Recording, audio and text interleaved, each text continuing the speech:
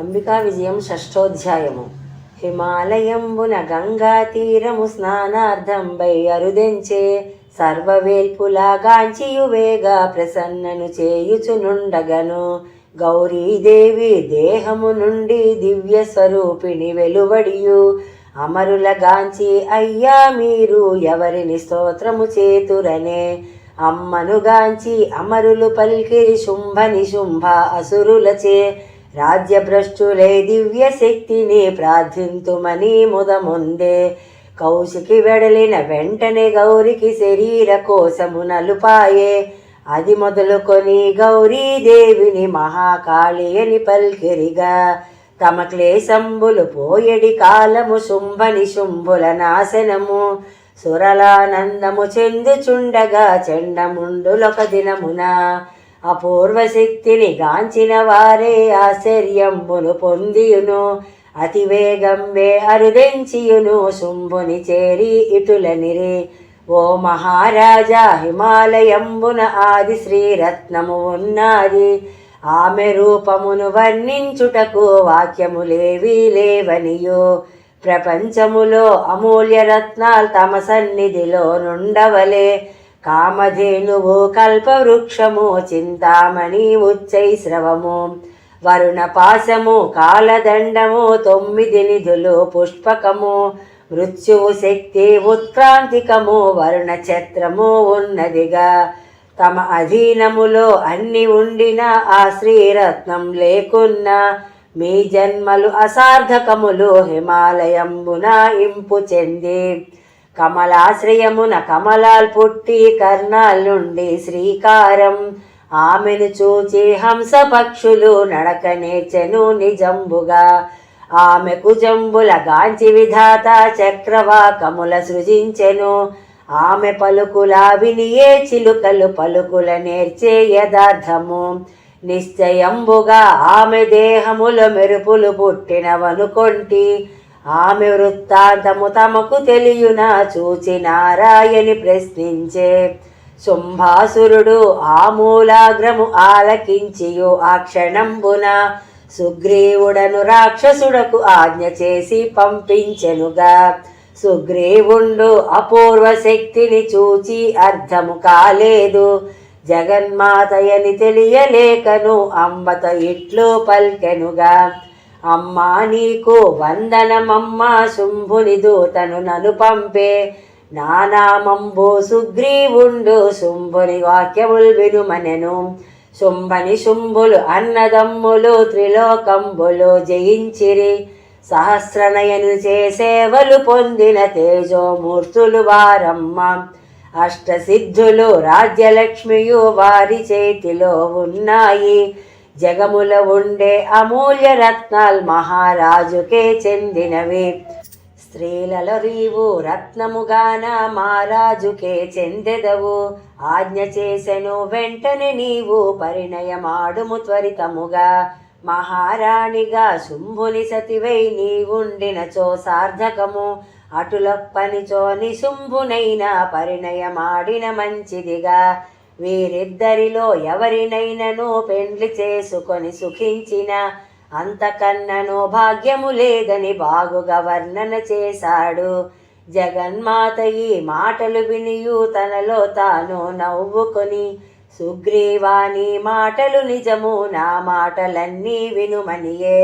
అల్పబుద్ధిచే తెలివి లేకను స్త్రీనగుటచే ఇటు చేస్తివిగా. అది ఏ మందున బాగుగా వినుము, ఈ ప్రతిజ్ఞను చేసి తిని. యుద్ధములోన జయించవలెను, సమాన బలము చూపవలే. అట్టి పురుషుని పెండ్లాడెదను, అందుచెవార్లా పంపుమనెను. అమ్మా నీవు వెర్రిదానవు, తొందరపడక గనుమమ్మ. ఒక్క రక్కసుడు విజృంభించిన ఇట్లగును ఇది నిజంబుగా. బ్రహ్మాండంబులు దద్దరిల్లును, గడగడ వణకుచు దేవతలు స్వాధీనంబు అగుచుండగా నీవెటు యుద్ధము చేసెదవు. శుంభని శుంభుల సింహనాదము అకాల ప్రళయము కల్గునుగా. అటు కాదందువె కొప్పు పట్టుకొని కొనిపోయినచో అగౌరవము. బలాత్కరము చేపట్టెదరు అదిగా కుంటిన సమంబున. నీవు స్వయముగా చేపట్టుమన తుదక అంబా ఇటు వివరించే. నీ మాటలో అమృతము లేదు, నా ప్రతిజ్ఞనే విడువనుగా. నన్ను జయించక నేను లభించను వారికి ఇట్లు తెలుపుమనే. దేవి పలుకులు సుగ్రీవుండు చాలా కోపము కలవాడై శీఘ్రగమనమున శుంభుని చేరి జరిగినదంతా చెప్పాడు. శుంభుడు క్రోధ రూపము దాల్చి కటకటదంతాల్ కొరికియును రాక్షస సేనకు అధిపతి అయిన ధూమ్రలోచను నిరావించి, ధూమ్రలోచన చక్కగా వినుమా, నాకు రాక్షస కులమునకు పనికి మాలిన ఆడదానిచే న్యూనత మనకు కలిగినది. హిమాలయంబున మాయల మారి ప్రస్తుతమున్నది నీవు చని, దేవదానవులు ఎదురొచ్చినను నీ బలంబును చూపియును. ఆమెను మాత్రము సజీవముగా చంకర కొప్పుకు పట్టుకొని బలాత్కారముగా తీసుకురమ్మని ఆజ్ఞాపించరు శుంభుండు. ఈ విచారము గ్రహించి ధూమ్రుడు 60,000 సైనికులు బయలుదేరగా వెడలిన వాడై ఆ శక్తిని గని ఇటులనెను. శుంభుని ఆజ్ఞ సేనాపతియు నీవే మహారాణి అయ్యదవు, అట్లు సమ్మతి చెందకపోయిన బలాత్కారము చెప్పుమన. ధూమ్రలోచన బలశాలివిగా అపార సైన్యము వచ్చింది, త్రిలోకంబులా జయించినట్టి శుంభుని బలము నీకుందా.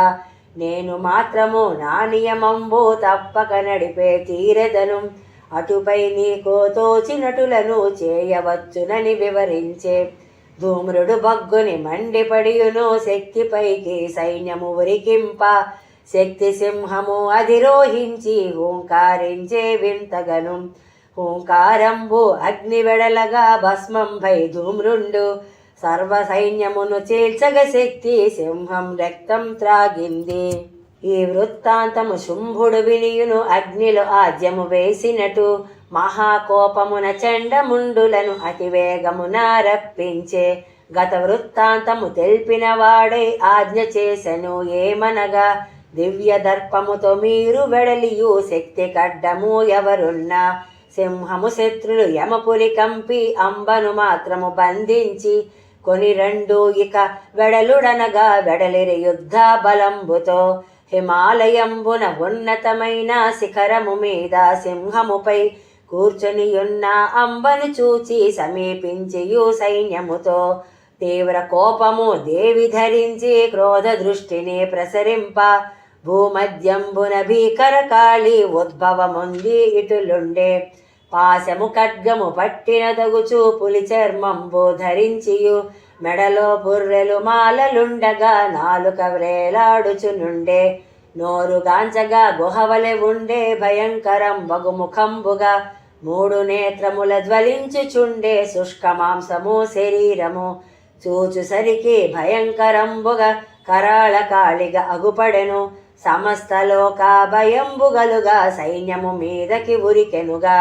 రాక్షస గుంపులు గబగబ తినుచు నములుచున్నది కొందరిని, అటుపై అట్టి హింస చేసి వికట నృత్యము చేయగను.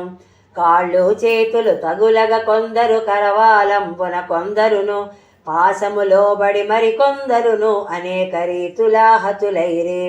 సైన్యములోని శిరస్సులన్నీ కానరాకనే కబళించే. ఇట్లు సైన్యము నశించిపోగా చండముండులు వచ్చారు.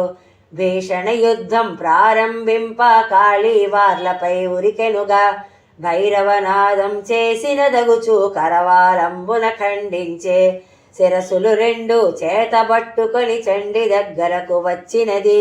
అదిగాంచియును ఆనందించి నానామంబు నీ కనియే. చాముండాయని నీ నామంబున దేవతలానందించియును జలజల పువ్వులు కురిపించిరిగా అన్ని శుభములే అంబకును.